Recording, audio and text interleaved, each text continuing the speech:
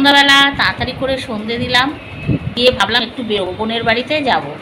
ঘরে ভালো লাগে না তো, আমি সন্ধে হলেই বেরোই। যা ভাবলাম আজকে শ্বশুরবাড়িতে যাবো না, আজকে বোনের বাড়ি যাবো, কালকে শ্বশুরবাড়ি যাবো। যাই, বর ফোন করলো, কোথায় বেরিয়ে গেছো? আমি কি না বেরোয়নি, বেরোবো। বললো ঠিক আছে, আমিও আসি।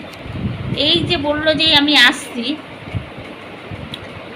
মনের মধ্যে যেন একটা খটকা লাগলো। ভাবলাম কি, এই অফিস থেকে আসবে, এসে এই একা চা করে খাবে, এই সব ভেবে ভেবে বোনকে ফোন করে বলে দিলাম যে না থাক, আজকে যাব না। সেটাই বলছি, আমরা যে কি আমরা নিজেরাও জানি না।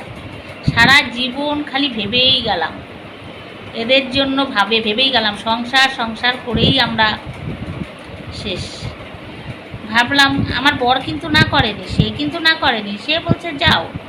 কিন্তু ওই যে এরকম আমি একা না, আমাদের মেয়েটাই মানে সত্যি কথা ভাবনা।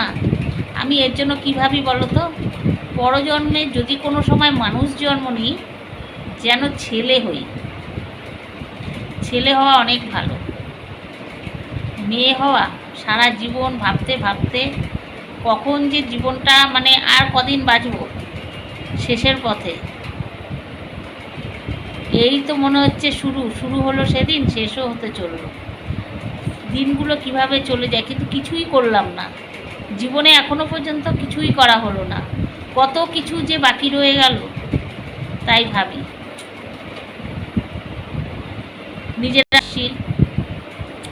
কিছু হলেই স্বামী ছেলের কাছে হাত পাততে হয়, নিজেরা যেহেতু কিছু করি না। যাও একটু ফেসবুক ইউটিউব করি, তাতেও কোনো লাভ নেই, কেউ দেখে না, কোনো ভিউজ নেই। কী করব, এইভাবেই চলবে।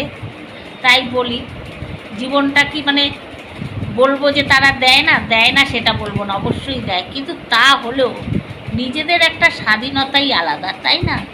নিজেরা ইনকাম করে, যেই সময়টা ইনকাম করব ভেবেছি, সেই সময়টা সংসারে এমনভাবে সংসারে আবদ্ধভাবে আটকে গেছি যে ওখান থেকে আর বেরোনোর কোনো পথ ছিল না। যে ওখান থেকে বেরিয়ে কিছু করব, ওই যে সময় থাকতে থাকতে যদি কিছু না হয়, সময় শেষ হলে আর কোনো লাভ নেই।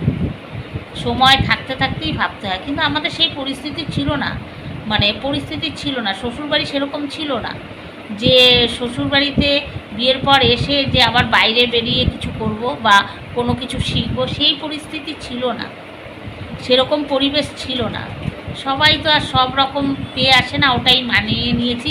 কিন্তু ইচ্ছে ছিল অনেক কিছু, সুপ্ত বাসনা সব অনেক অনেক ভাবনা চিন্তা অনেক কিছু ছিল, এখনও ভাবি। শেষের পথে বলি, কিন্তু ভাবি শেষ বলে কিছু নেই, এখনও শুরু করা যায়, করেই তো এইসব করছি। যতদিন বাঁচবো ততদিনই শেষ বলে কিছু নেই, সেটাও আমিও বলি।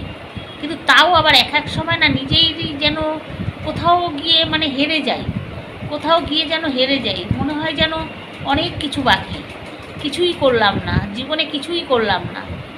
এটাই, তার জন্য ভাবি যে এরপরে কোনো দিনও মানে যদি মানুষ জন্ম নিই, মানব জন্ম নিই, তাহলে যেন ছেলে হয়ে জন্মায়।